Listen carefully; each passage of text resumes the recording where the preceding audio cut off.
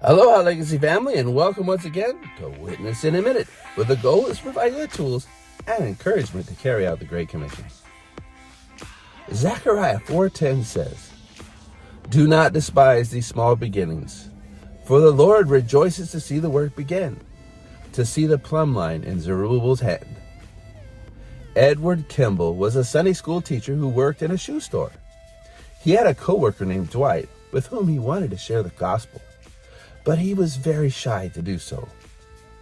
Finally, he mustered up the courage, went to Dwight, and told him about his faith in Jesus Christ.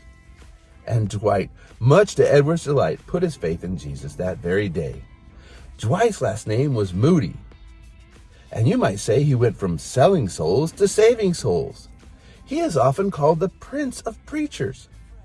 D.L. Moody went on to preach around the world, and on one occasion, a pastor named Frederick D. Meyer felt deeply stirred. As a result, he went into a nationwide preaching ministry. It was through his ministry that a college student named Wilbur Chapman accepted Christ, and Chapman became an evangelist. Chapman employed a young baseball player named Billy Sunday to help him.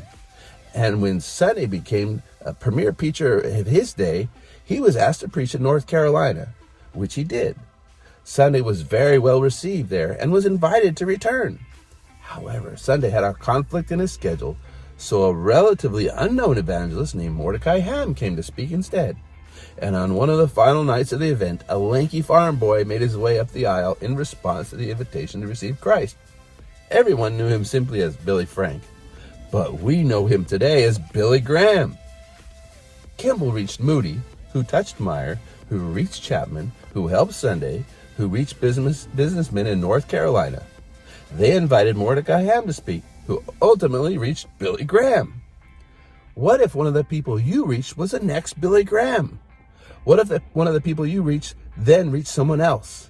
And maybe 100 years from now, someone whose ministry is changing the world can trace their story back to you. Every effort matters. Nothing is too small for God to use.